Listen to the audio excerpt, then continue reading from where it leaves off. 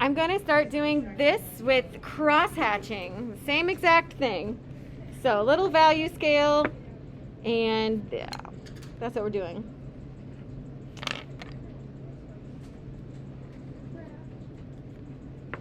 So on this one, I was smart and thought ahead and added half of my circle to be white and half of it to be black. Then I'll do my little shading down here for my circle, my shadow. And then I'll have my little value scale here. There are two different types of cross-hatching. Well, more than two. There is haystacks, where we can do a bunch of X's. So this is for those of you who are interested in doing cross-hatching. The next project we'll spend a lot of time cross-hatching. You can do X's like this, or you can do straight lines that crisscross over each other. And this is the technique I personally like because it feels more controlled.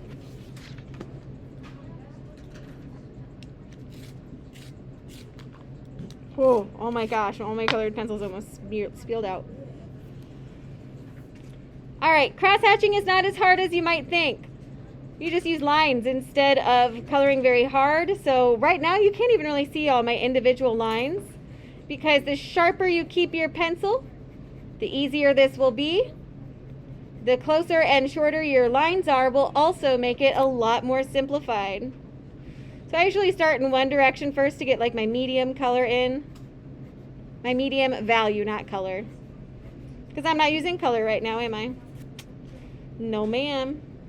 Then I start going in a different direction, and this is about layers. I think that cross-hatching makes your lines look more organized. It makes your technical skills really look like you've got it. This is what we're doing.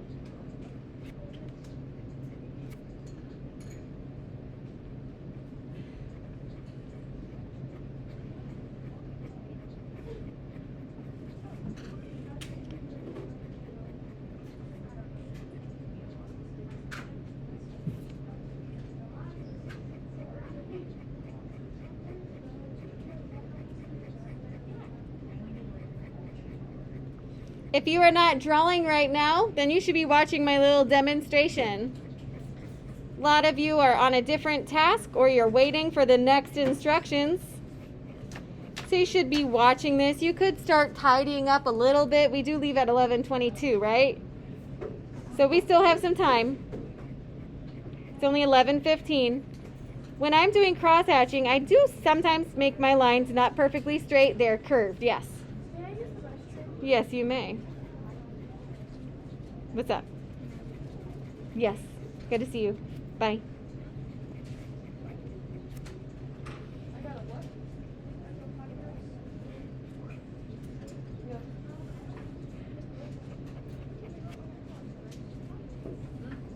I saw a couple people stop looking at their phones and looking up here, but a lot of you still are on your phones.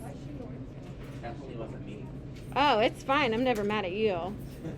People in the back are not watching. They're not even drawing. They're just doing whatever the heck they want. So you don't always have to be so heavy-handed. I think that cross-hatching can be very, very faint. And then have in your dark areas. Again, the sharper your pencil and the shorter your lines, the more organized everything will look. And the higher quality of craftsmanship you will get.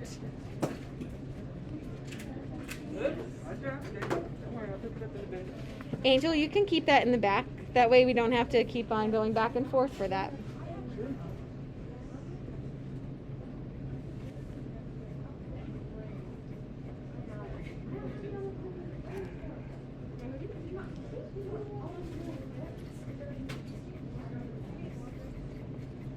All of my lines have to blend into each other.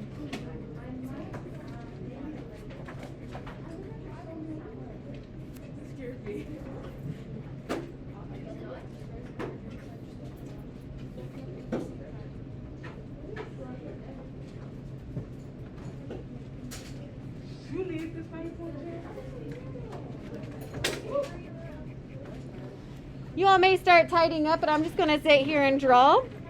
This is still being recorded, so don't be so loud.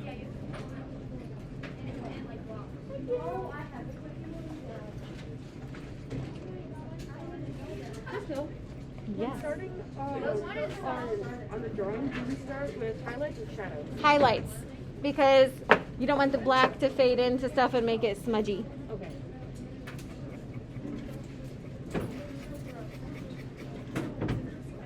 So we'll start that next class.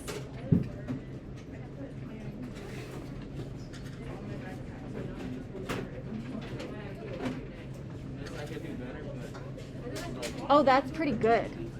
From what you started with in here, from the last time we did a value scale, that's a big improvement. Thank you.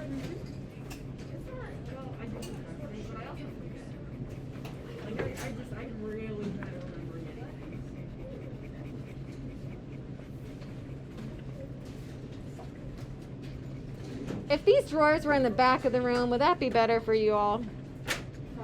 It would just be crowded than in the back. But It also feels like back is more spacey, but not. I don't know if it would get in the way of like people using the sinks or not. that's a good point too.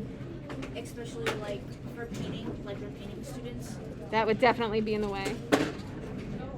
And in my intro Like the classes. yeah, it might throw it off a bit. It's kind of nice to have like in progress stuff, finished stuff up here. Like Yeah.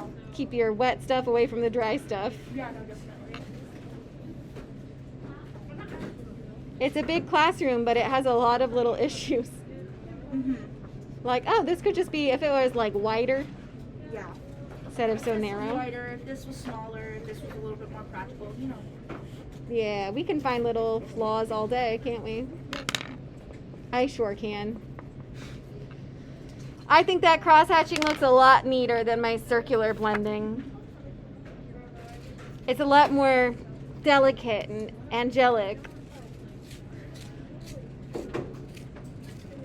Oh, bother. Hate it when I sharpen this and a tip falls out. It's fine. I just need to be a little bit more careful and rotate my pencil sharpener around this instead. Do you have a Band-Aid? Maybe. Yeah. How bad you oozing out? No, not like dying. Last one. Come and get it. If I threw that, it would not have made it to you. No, it would not. We're not that good yet. It's just too light. I can just.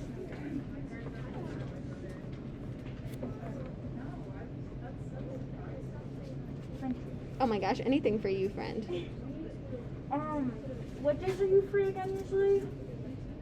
Thursday. I'm gonna write that down. Because I gotta see if I'm free Thursday.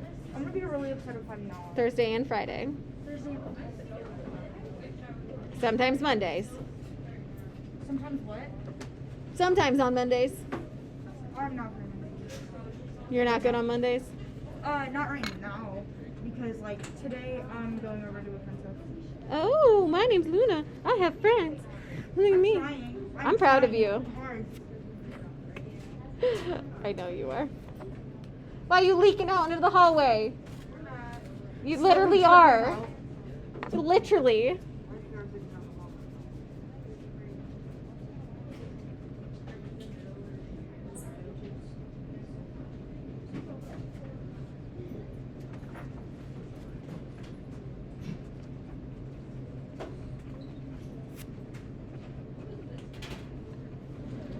I think cross-hatching's kind of like, once I got good at it, I'm like, oh yeah, this is what I'm going to always do. But when I was in high school, no.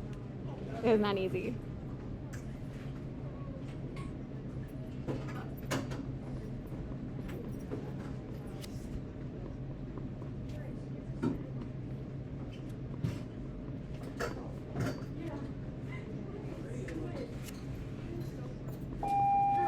Goodbye. Man, and I'm getting a phone call at the same time. Okay, now that the students are gone, I'm picking up where I left off. And I'm just adding in some cross-hatching lines to make a really nice, bright, highlighted area. And I need to make sure that my highlights fade out so it doesn't have like a huge contrast. And I want it to look rounded. So we need to get this gradual fade. Cool. Oh, those bells. but I am leaving some parts of it just be purple. This is my light source all coming out there, so it's casting a shadow this way. So keep your pencil sharp, keep your lines short, and you should be able to make a really nice value scale. I did need to push in my shadows a little bit more so it looked more solid. Students have the choice of doing cross-hatching or circular blending to create their value scales to add into their portrait that we're working on. We're using Prisma colors and Canson paper. Some students are working with white paper using black if they're just starting out this technique of doing portraits. It's a little hard to just jump straight into using full-on value and color. So we're just meeting those standards, getting close to achieving a full color value, hopefully by drawing 2. They'll get into that. So I'm adding like my bounce shadow there.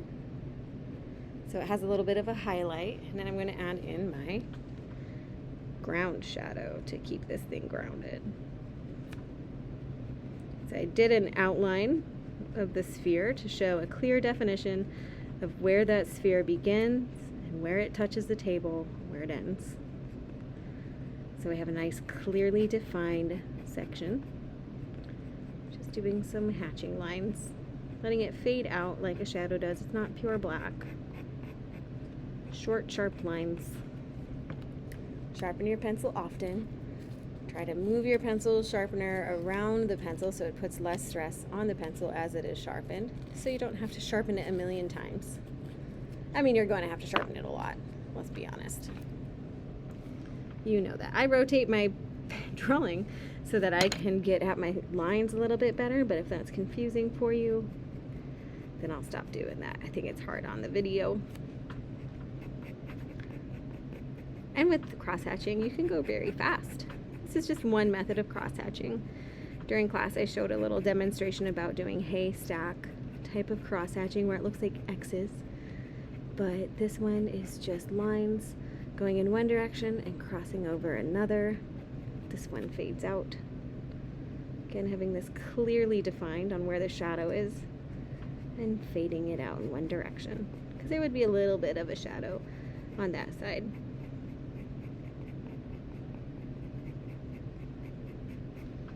Okay, the other thing I forgot to do. Well, I didn't forget. Yes, I did. Let's be honest. I did not do my value scale before I did this. Should have done the value scale. So it's going to go from a dark to light with the medium. Okay.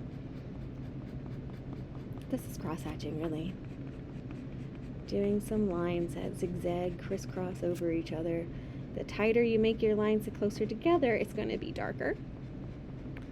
So I usually go in one direction first and then switch it up towards another direction. You can do left, right, up to down. Diagonal is fine. I usually end up doing mine diagonally. The harder you press on the lines will also change how this looks. Again, short, sharp lines will make this technique really, really tight. Now, my goodness, my pencil sharpener was full, and that's what made this tip break off. It's overflowing. So my desk is super duper messy now. That's fine. That explains why I couldn't sharpen my pencil earlier. There we go. Thank you for being patient.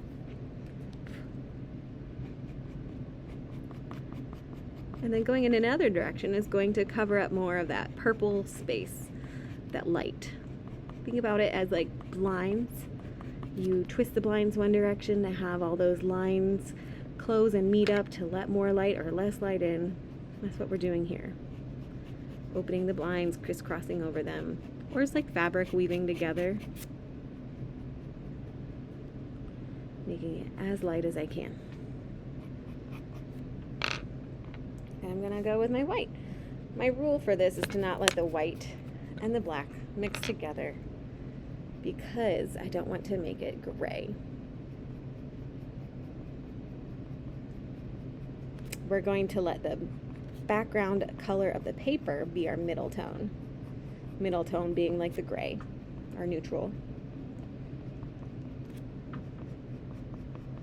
A little bit in one direction, make it nice and solid. So now that's all white. And then the little areas where my purple is showing is like a light gray, technically.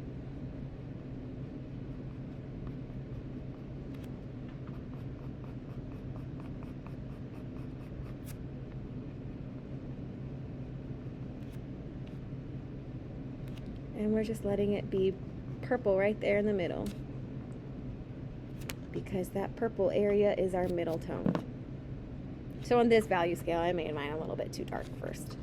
You can erase color to pencil. You just have to really press at it if you mess up.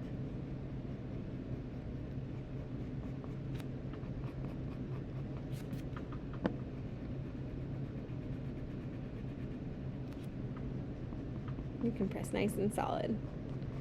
So there you have it. Happy little cross hatching value scale.